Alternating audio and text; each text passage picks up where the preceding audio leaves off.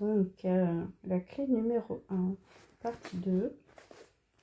Partie 2, avant l'introduction. Les 21 clés de reprogrammation. Page 50. Clé 1. Mon corps sait ce qu'il doit faire, mon cœur sait. Cette première clé s'adresse au corps et plus particulièrement à chacune de ses cellules pourvues d'une conscience propre et d'une énergie propre tout en ayant une conscience de groupe et une énergie de groupe.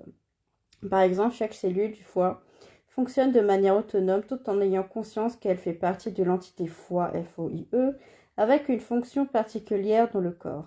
Nous allons tous nous adresser à ces entités autonomes afin de modifier les programmes erronés de maladie ou de vieux schémas installés dans le corps.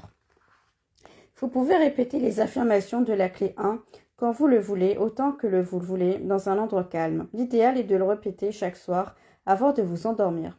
Pendant le sommeil, le corps va mettre en place ce qui lui est suggéré. Ne soyez pas surpris de trouver des phrases contenant une formule négative comme « Je n'ai pas besoin de comprendre la cause de cette maladie ». Les chamans utilisent souvent la formule négative quand ils s'adressent à l'énergie qui leur fait face. C'est une manière douce et autoritaire de s'affirmer. La négation.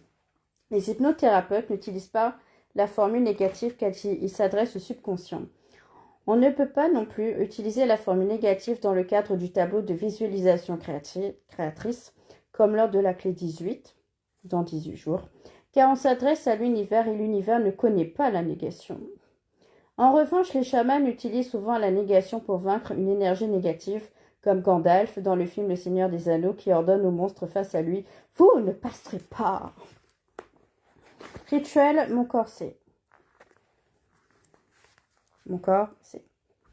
Lisez ces affirmations lentement, en conscience, ou écoutez le vocal en conscience. Répétez cette clé 1 chaque soir tant que vous vous sentirez malade. Allongez-vous au calme dans un endroit tranquille où vous ne serez pas dérangé. Connectez-vous à votre corps en effectuant plusieurs respirations ventrales en conscience. Remarquez que les respirations sont de plus en plus amples. La paix s'installe en vous. Répétez chaque phrase 2 fois. Il est naturel pour mon corps d'être en bonne santé. Même si je ne sais comment faire pour aller mieux, mon corps le sait. Je suis composé de milliards de cellules qui possèdent chacune une conscience individuelle et savent comment parvenir à leur propre équilibre. Lorsque cet état de santé précaire a débuté, je ne savais pas ce que je sais maintenant. Si j'avais su tout cela, mon corps ne serait pas dégradé ainsi. Je n'ai pas besoin de comprendre la cause de cette maladie. Cette phrase signifie qu'il n'est nul besoin de ressasser vos erreurs qui ont causé la maladie, ni de culpabiliser. Une telle attitude ne ferait que l'amplifier. Voir clé 7, page 115, dans 7 jours. Je n'ai pas besoin non plus d'expliquer comment il se fait que j'ai cette maladie. Je n'ai qu'à laisser doucement se dissiper cette maladie et elle finira par partir. Qu'elle ait débuté n'a aucune importance puisqu'elle est en voie de guérison. Il est naturel que du temps soit nécessaire avant que mon corps ne commence à s'aligner avec mes pensées améliorées de bien-être. Il n'est nul besoin de précipiter les choses. Mon corps sait ce qu'il doit faire. Le bien-être est mon état naturel. Je suis traversé et nourri par l'énergie de la perfection divine. Mon être intérieur est intimement connecté en conscience à mon corps physique. Mes cellules demandent de ce dont elles ont besoin pour se développer dans la perfection et l'énergie source répond à ces requêtes. Je suis entre de très bonnes mains, celles de mon moi supérieur. Je vais à l'instant me détendre afin de permettre à la communication entre mon corps et la source. Mon seul travail consiste à me détendre et à respirer. Je peux réussir à faire cela. Je sais faire cela. C'est accompli, c'est accompli, c'est accompli. Ainsi soit-il. À noter. Lorsqu'une maladie grave se déclenche, cancer, dépression, burn-out ou maladie dégénérative, il est important de remonter à une période clé de 4 mois à 1 an avant le déclenchement. Vous constaterez dans la grande majorité des cas qu'il y a eu un choc émotionnel, un trauma violent qui vous a fortement déstabilisé, modifiant toute votre énergie. Ce peut être un deuil, l'accompagnement d'une personne malade, un violent accident de la route, un souci extrême pour un enfant, cause possible du cancer du sein.